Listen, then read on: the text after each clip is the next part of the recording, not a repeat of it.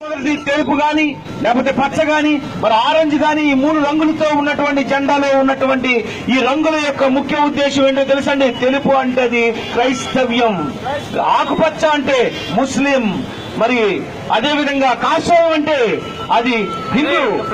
కనుక ప్రియమైనటువంటి వారలారా, క్రైస్తవ్యాన్ని తీసేయాలని ఒకవేళ అనుకుంటే, క్రైస్తవ్యాన్ని భారతదేశం నుండి తగిలేయాలనుకుంటే జెండాలో ఉన్నటువంటి తెలుపు రంగు తీసి పారేయండి.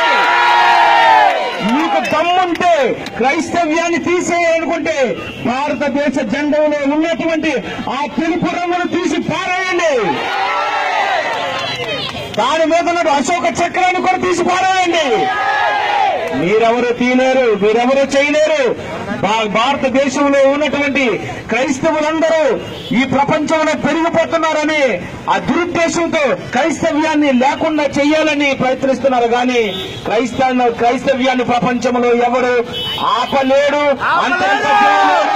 క్రీస్తును ప్రపంచం శకపురుషుడిగా గుర్తించిన కనుక అలాంటి క్రీస్తును శకపురుషుడు కాడు అని, కాలానికి శకపురుషుడు ఉంచకూడదని తీసే మగాడు ప్రపంచంలో ఎప్పుడు ఎన్నడూ.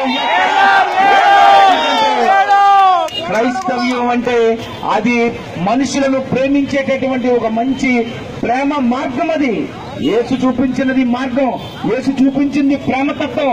అందుకే క్రైస్తవులు ప్రేమిస్తున్నారు.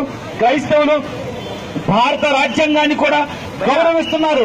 ఇది స్వాతంత్రం ఉన్నటువంటి దేశము. మీరు ఏ దేవుణ్ణైనా ప్రకటించుకోవచ్చు అని చెప్పినటువంటి దేశం ఇది. భారత లౌకికవాదం ఇది. కనుక రాజ్యాంగంలో ఉన్నటువంటి ఏ దేవుణ్ణైనా ఏ విశ్వాసాన్నైనా మీరు ప్రకటించుకోవచ్చు అని చెప్పినప్పుడు క్రైస్తవులు యేసుక్రీస్తు కోసం, బైబిల్ కోసం ప్రకటించవద్దు అంటున్నారంటే వాళ్ళు రాజ్యాంగాన్ని గౌరవించడం లేదు. రాజ్యాంగాన్ని గౌరవించలేని వీళ్ళు ఖచ్చితంగా వాళ్ళు దేశ దేవుడు కనుక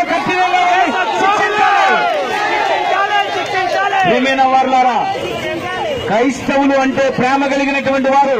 ఈ విశాఖపట్నంలో కుడి చేతి పక్క చూడండి, నా కుడి చేతి పక్క ఉన్నది కింగ్ జార్జ్ హాస్పిటల్ కేజీహెచ్. ఇది క్రైస్తవులు కట్టించినది.